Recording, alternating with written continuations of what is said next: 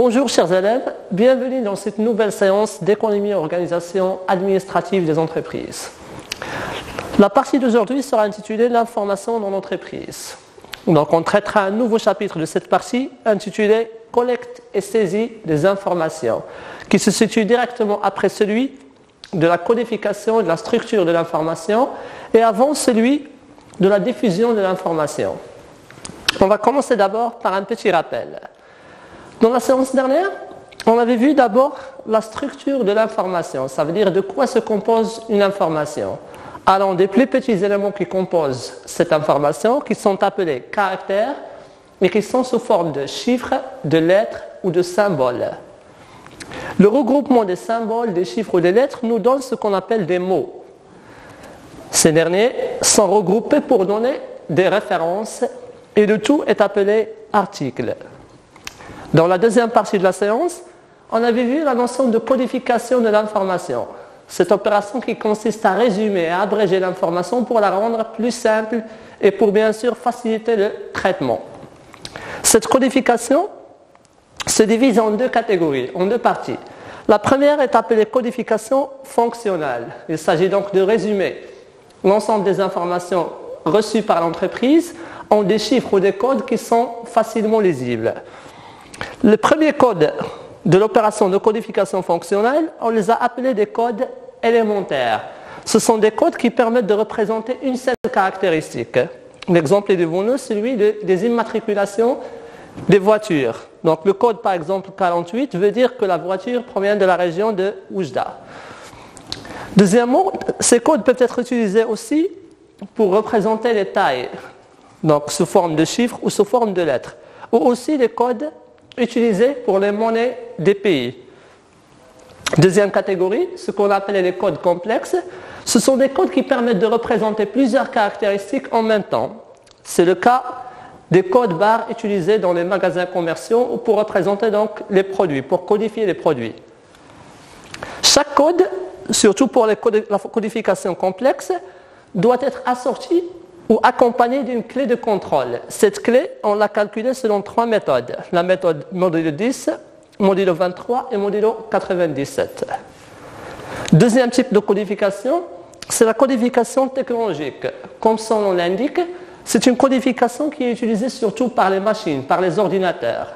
Donc, ça consiste à traduire un langage qui est compréhensible par l'homme en un langage compréhensible par la machine, qui est le langage binaire ou le système binaire. Donc, dans cette partie, on avait vu d'abord comment traduire un chiffre décimal en un chiffre binaire et l'inverse. Aujourd'hui, notre objectif serait d'abord de voir et de repérer quels sont les différents supports qui sont utilisés pour la saisie et pour la collecte de l'information. Et ensuite, de pouvoir voir quelles sont les informations qui peuvent être contenues dans un imprimé, dans un document qui peut être utilisé comme support. Le plan de la séance sera divisé en 4 parties. La première sera consacrée à la collecte de l'information. Donc on va voir l'importance et la définition de la collecte de l'information. Deuxièmement, on va voir quels sont les moyens ou ce qu'on va appeler des supports pour la saisie manuelle de l'information. Et deuxièmement, les supports utilisés pour le traitement ou pour le stockage informatisé de l'information. Et finalement, on va finir par une petite récapitulation plutôt de ce qu'on vient de voir. Premièrement, donc cette opération de collecte d'informations a une importance majeure. Pourquoi ? Parce que d'abord, l'information est reçue par l'entreprise de différents moyens. Donc, il peut être reçu à partir de réunions, à partir des bases de données, de l'Internet, à partir aussi de l'intérieur comme de l'extérieur. Il vient en quantité très abondante. Et donc, l'entreprise plutôt, est tenue de la gérer et de pouvoir, bien sûr, la résumer, la présenter pour pouvoir la traiter. Cette information, comme on avait vu dans la deuxième séance, se divise en deux catégories. D'abord, elle peut provenir de sources internes, qui sont les différents services de l'entreprise. C'est le cas du service commercial, qui nous donne toutes les informations en rapport avec les ventes et les clients, le service achat, le service production, etc. Donc ce sont des services qui existent à l'intérieur de l'entreprise. Deuxième catégorie, c'est ce qu'on a appelé source externe. Donc l'information peut provenir aussi de l'extérieur de l'entreprise, surtout des partenaires avec qui l'entreprise entretient des relations directes. C'est le cas des clients, des fournisseurs, des banques, de l'État, etc. Cette information qui vient en quantité abondante doit être donc collectée, doit être regroupée pour pouvoir faciliter l'opération qui va venir ensuite, c'est l'opération de traitement. Donc, avant de commencer, bien sûr, au pouvoir définir l'information, je vais commencer par une petite citation qui nous dit que le pouvoir n'appartient pas à celui qui détient l'information, mais à celui qui vient la chercher. C'est-à-dire que la collecte ou la recherche de l'information, il a un rôle majeur bien sûr, pour comprendre l'environnement de l'entreprise et deuxièmement, pour faciliter l'usage de cette information. Par collecte de l'information, on va dire l'ensemble des opérations qui consistent à rassembler l'information de différentes sources. Une information qui peut venir de l'intérieur ou de l'extérieur de l'entreprise. Le rôle donc de l'entreprise ou des différents services de l'entreprise est de stocker et de collecter d'abord cette information, de pouvoir la saisir. Pourquoi ? Pour l'utiliser ultérieurement. L'opération donc qui vient après la collecte de l'information est appelée saisie de l'information. Donc il s'agit d'enregistrer les informations reçues de l'intérieur et de l'extérieur sur les différents supports. Des supports bien sûr qui peuvent être utilisés manuellement, on parle donc de saisie manuelle, c'est le cas bien sûr des documents qui sont écrits. Ou de manière informatisée en utilisant par exemple du matériel, en utilisant un ordinateur.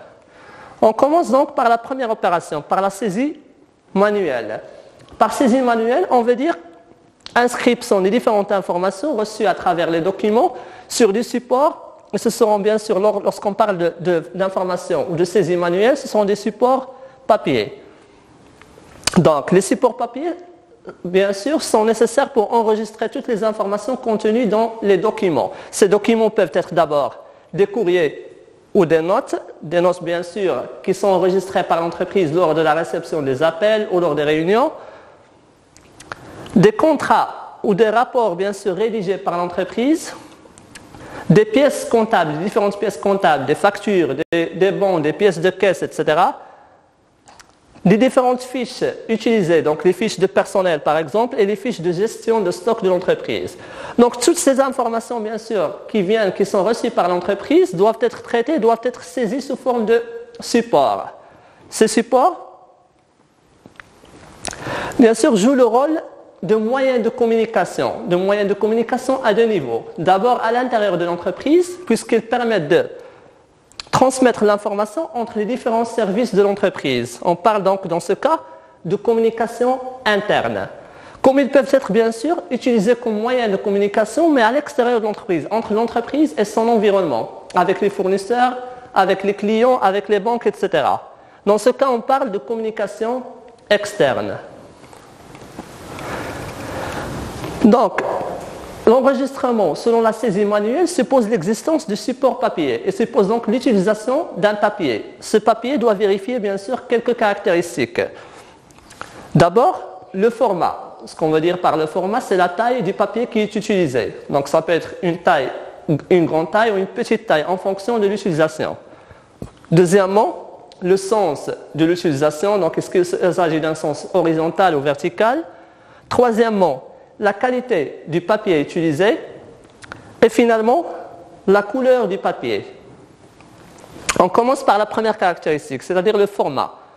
Donc le format le plus utilisé par l'entreprise, c'est le format A4, c'est le format des feuilles bien sûr normales utilisées dans la rédaction des rapports, dans la rédaction par exemple des contrats, etc. On peut avoir bien sûr des formats plus grands comme le format A4, donc une feuille double, ou des formats plus grands pour les schémas et pour les procédures de production. On peut avoir aussi des formats qui sont plus petits, utilisés dans les factures ou dans les reçus ou dans les bons de commande. Par sens d'utilisation, on va dire bien sûr le sens de l'utilisation de la feuille, qui peut être utilisée de manière verticale, dans ce cas on parle d'utilisation en portrait, ou de manière horizontale, et dans ce cas on parle d'une orientation en paysage. Troisième caractéristique, la couleur du papier. Bien sûr, pour différents usages au sein de l'entreprise peut diversifier de couleurs. Donc, peut utiliser une couleur pour chaque service ou une couleur pour chaque objectif. Dernière caractéristique, celle de la qualité du papier. Le papier, bien sûr, peut avoir plusieurs qualités, allant de la qualité la plus faible à la plus élevée. La qualité la plus faible, appelée aussi qualité moyenne, est utilisée généralement pour la publication des journaux. La deuxième, ce qu'on appelle le papier thermique. Le papier thermique, bien sûr, c'est un papier qui est utilisé dans les caisses, par exemple, ou dans les moyens de paiement électroniques. Il est sous forme, bien sûr, de rouleau, et c'est un feuille, bien sûr, de qualité moyenne aussi. Troisième qualité, ce qu'on appelle la qualité courante. C'est la qualité la plus utilisée par l'entreprise pour son usage courant. Donc, ce sont généralement des formes de papier sous forme de A4, en format A4, qui sont utilisées pour l'impression des contrats, pour l'impression, par exemple, des rapports, etc. Les papiers de qualité supérieure servent généralement pour les imprimantes laser et pour les imprimantes couleur. Ça sert à mettre en valeur les informations, donc on a besoin d'un papier qui est de qualité un peu haute. Et finalement, donc la qualité très haute qui est utilisée dans la publication de bouquins et de livres et d'études, par exemple. Deuxième partie de cette saisie manuelle concerne ce qu'on appelle les imprimés. Qu'est-ce qu'un imprimé? Les imprimés, ce sont des documents qui sont utilisés pour deux raisons. D'abord, qui sont utilisés pour recevoir l'information qui peut provenir de différentes sources et qui peut être orale, qui peut être écrite, etc. Cette information, après sa réception, donc il pourra être consulté au futur et donc on doit la stocker. Donc les imprimés de liaison, ce sont des documents qui ont deux usages. Le premier, c'est la réception de l'information et le deuxième, c'est celui de la transmission de l'information et du stockage pour la communication de l'information. Ces imprimés sont bien sûr de plusieurs types. On va bien sûr donner deux exemples. Celui d'abord de l'imprimé de liaison. C'est un imprimé, comme vous voyez bien sûr, qui permet d'abord de collecter certaines informations et deuxièmement d'enregistrer ou de stocker cette information sous forme de message, mais pour une durée qui est très courte. Le deuxième type d'imprimé, celui de position. Donc l'imprimé de position, c'est un imprimé bien sûr semblable au premier, mais qui permet bien sûr de recevoir les mêmes informations, mais qui permet aussi de garder l'information de manière plus longue. Donc il s'agit d'un stockage de l'information pour une réutilisation dans le futur. Deuxième partie du cours, celle de la saisie, le stockage automatisé de l'information.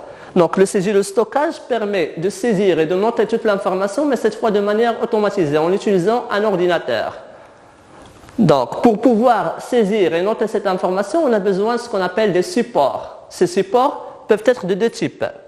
D'abord, ce qu'on appelle les supports magnétiques. Ces supports, bien sûr, c'est le cas de la carte mémoire, de la micro SD, c'est le cas par exemple du disque dur et c'est le cas aussi du disque dur portable ou du disque dur externe. Donc ce sont des éléments qui sont utilisés pour stocker l'information de tout type, images, son, vidéo, texte, chiffres, etc. Deuxième catégorie de supports, ce qu'on appelle les supports optiques. Les supports optiques, bien sûr, sont très connus par leur nom, c'est le cas des CD-ROM, c'est le cas bien sûr des DVD, des CD, etc., qui sont aussi utilisés pour la même raison. Donc ils permettent de stocker l'information sous forme bien sûr de texte, sous forme de chiffres, sous forme d'images ou de sons, mais bien sûr avec une quantité limitée d'informations.